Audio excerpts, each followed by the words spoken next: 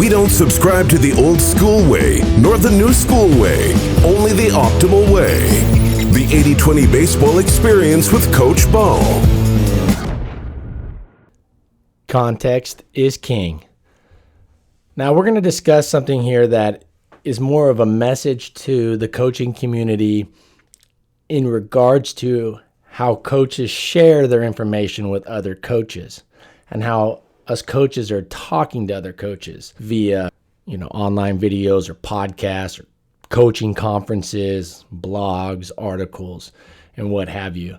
And this discussion is centered around that message that we're sharing with other coaches. So it's not something that is a strategy you can take out to the field, but it's related to those strategies and how we're sharing that message with a community, how we're sharing information. I do believe the baseball coaching community's wisdom is growing at a quickened pace relative to the history of the coaching community, in large part because the overall conversation is expanding.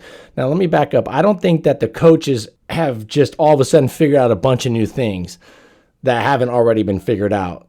I think old school coaches, coaches in the past figured out 99% of how to be great at baseball. Not the same coach, not just one coach, but I'm talking about the coaching community and all the coaches as a whole. I think that's something that gets kind of a little misunderstood, that all of a sudden all this new knowledge is coming from all these new people and new thoughts and new stuff in baseball. And really, it isn't. This isn't anything that hasn't been used for 100 years or 50 years or 20 years. But I do think that the sharing of the wisdom and the vehicles in which we can get that wisdom out there, especially with the internet and things like that, coaches are more easily able to learn and share and spread that knowledge. So I think the quality of baseball coaches and the wisdom is growing at a quickened pace. I don't think it's all of a sudden just like the knowledge, the discovery of wisdom is growing at a quickened pace. I think that the knowledge is being shared at a quickened pace, in large part because the overall conversation, has expanded. But I am seeing, and this is the premise of this discussion, I'm seeing a growing trend emerging. Now, this is a small little thing right now, but I'm seeing it, I'm hearing it a lot, and I don't really think it's good to hear it at all, but I'm hearing it a lot, and it's misleading.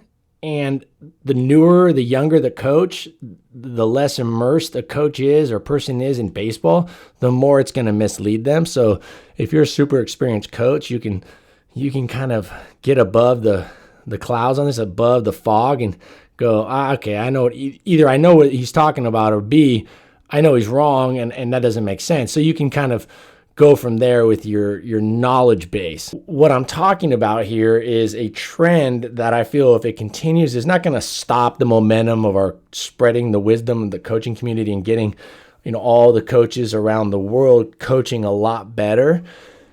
But I do think it's going to slow it down. I do think it's going to be a little more than tapping the brake. I think it's going to be more like a little bit of pressure on that brake.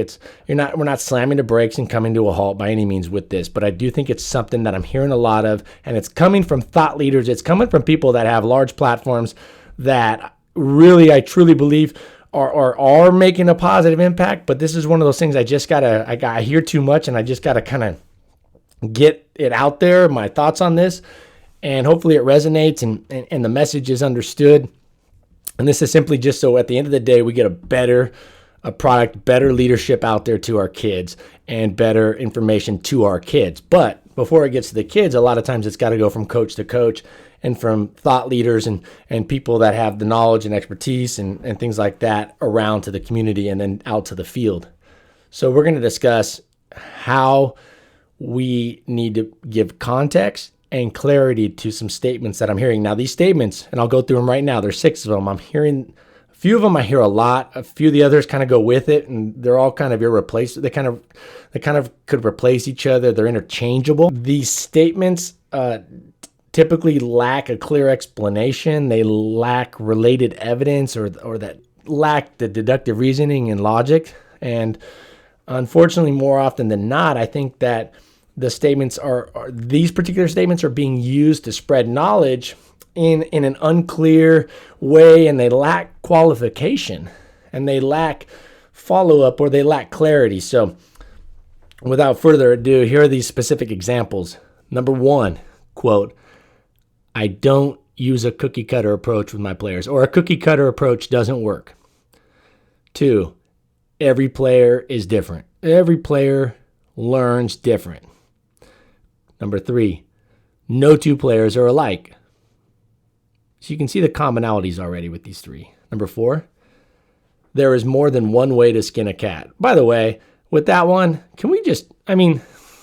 first off, it's a vague statement. There's more than one way to skin a cat. Like, I say vague. It's just a cliche statement. Let's get rid of, at least if we're going to go to the cliches, let's get them a little more like based and founded in reality. Like maybe like we say, instead of "there's more than one way to skin a cat," we say like "there's more than one way to field dress a deer." You know what I mean?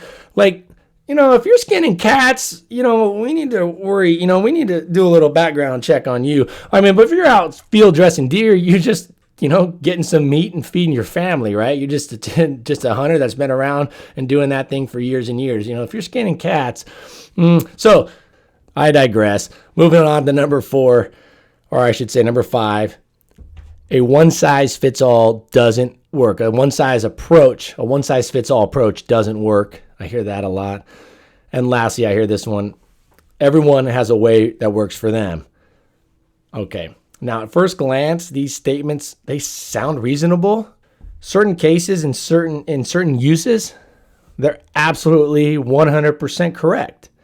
But I'm hearing them used in a lot of circumstances, in a lot of situations, talking about a lot of subjects, a lot of the things that we try to share and learn about in baseball. I'm hearing them used in a way that actually doesn't add up. So I hear a lot of coaches talk about "I don't use a cookie cutter approach with my players," and they're in the middle of discussing something that has to do with the laws of physics.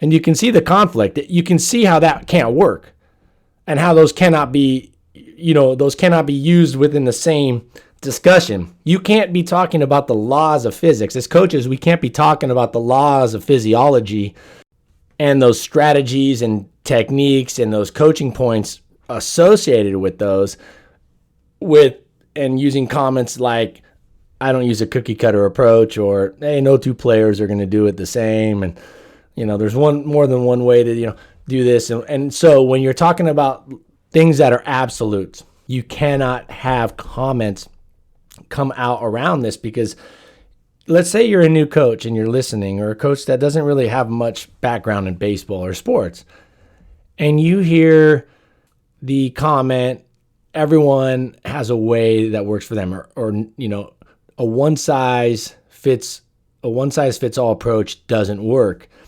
You may very well go out there and not believe, as a coach, you can share a skill, you can share a strategy, a technique, a coaching point with your entire team. And in fact, you should be able to coach your entire team as a whole, as one unit, simultaneously with most of the information you're sharing with them. One, it's just way more efficient. Obviously, inherently, it's much more efficient to be able to share it, batch that together and, have a team meeting and discuss, this is what we're going to do and this is how we're going to do it and this is the best way to do this, X, Y, and Z.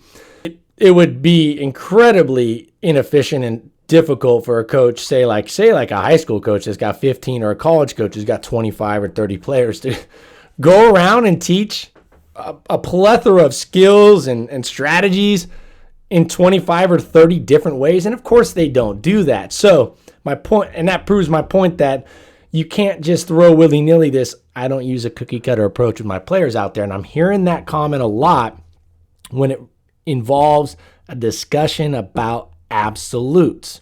And now I hear it a lot because I'm fairly certain I hear it a lot as a filler statement, or as a statement to kind of back out of having to defend and explain and supply evidence and whatnot to support a teaching or a teaching method or a coaching method. And that's understandable. You know, we're all guilty of that.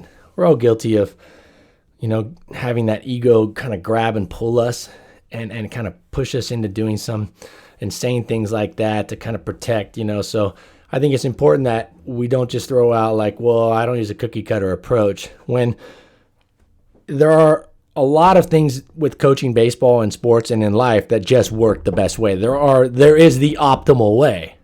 There is no 2 optimal or 5 optimal. They're not. Now there's a spectrum, sure, but there is one way that's at the very top. And in a lot of things.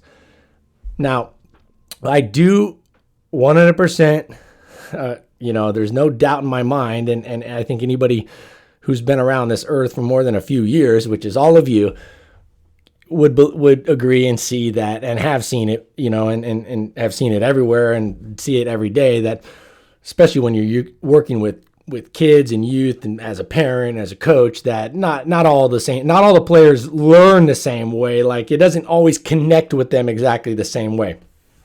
But again, I don't think it's that different where like you can say, hey, no 2 players are alike or every player is different. I don't agree with that. I think most players are similar on almost everything, most.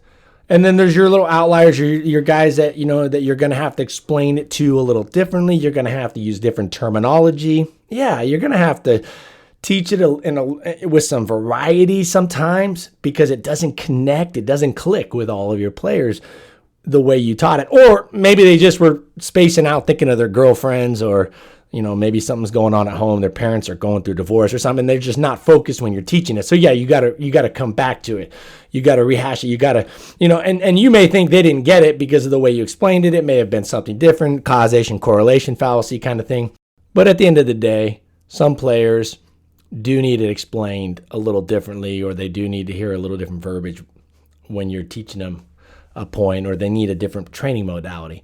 But I definitely don't think it's the majority of players, and it's probably not even the super majority. It's probably the minority, the small minority of players that need it explained or taught to them differently. So I think it's important to kind of summarize what I'm talking about here in this discussion as a whole.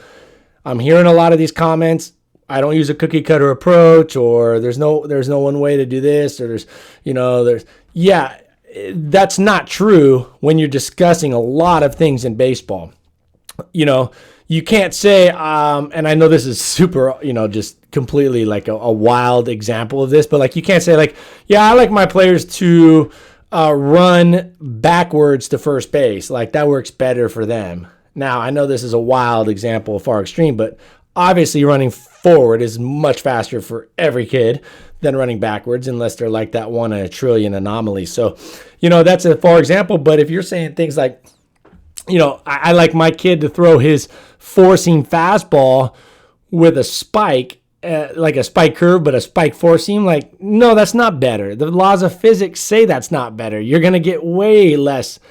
You're going to get way fewer revolutions per minute on your spin. So, like, I just think that we get too creative as coaches. Sometimes I think that we have our way, or we can't defend our way, and we're stuck in our way. And so we just say, you know, hey, we all have our own way of doing it. And I think we got to be careful, because at the end of the day, all that matters is that the kids, the players, are getting their best information. It's not about your idea. It's not about my idea, whose idea. It's just about the best idea, the best solution.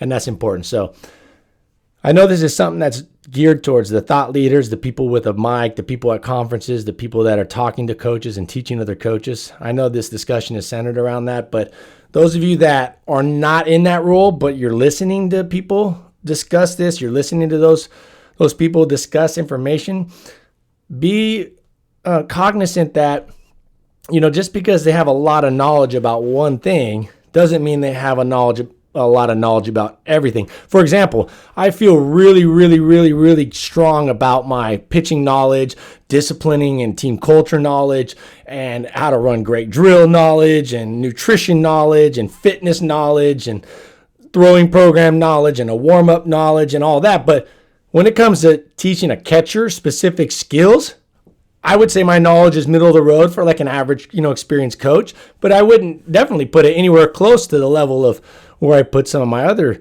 knowledge and subject knowledge. So I think it's important that we understand that. We don't need to be know everything, and I think it's important to just kind of say, all right, well, maybe my method isn't the best, and not default to just using that cookie cutter or, one side, hey, we all have our own way of teaching it, kind of default statement.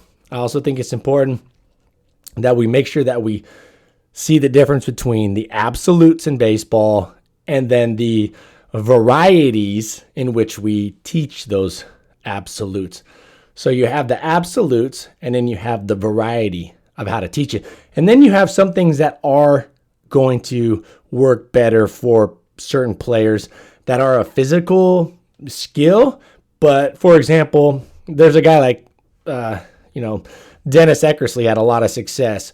He wasn't a complete sidearm pitcher, but he was basically a sidearm and very low arm slot. I wouldn't say he was a sidearm pitcher. I wouldn't say he was a submarine pitcher. He was a sidearm pitcher, and that worked really well for him. You try to get Mariano Rivera, who was also an elite closer. Actually, Mariano was the best closer of all time. Eckersley was also an elite closer. If you tried to get Mariano Rivera to throw his cutter from the same position and arm slot and body posture and torso angle as Eckersley, he would have never had anywhere close. He wouldn't have been able to be successful with that cut fastball because of his hand placement and the angle in which, and the slot and angle in which, the release point and stuff like that. So a one-size-fits-all approach doesn't work for everybody, but when it comes to the physics and the laws of physics and the laws of momentum and the laws of inertia and the laws of physiology and stuff like that, yes, it does. So I think it's important that we separate the two. All right, guys. I appreciate your time. I think it's something we got to keep an eye on moving forward so we can keep the gas pedal down and keep the momentum going as a coaching community. I just think the community is in a great place right now. I think we're going in a great direction. I just think we need more people speaking with an emphasis on context down the wrong path. I want to thank all of you guys for your time. I want to thank all of you guys for being coaches and being involved in this. And again, this message is simply coming from a coach and somebody who's immersed in the baseball world, just seeing something come up. I've seen it in other areas of our lives and other areas of society, and I don't want it to continue to grow and permeate within the baseball community. So we got to be careful when we use these cliche and generic comments, all right? And if we do use them, let's make sure that we're using them in the right situation and using some clarity with them. And to give you as a finishing touch here, a finishing point, there's some ways to better rephrase some of these if you are going to use them. And if you rephrase them, then you'll have to use them correctly, or you'll be caught in a situation where you'll see that you're not using it in a way in which it should be used, or it shouldn't have been used at all. Here we go. A better rephrasing of the cookie cutter one.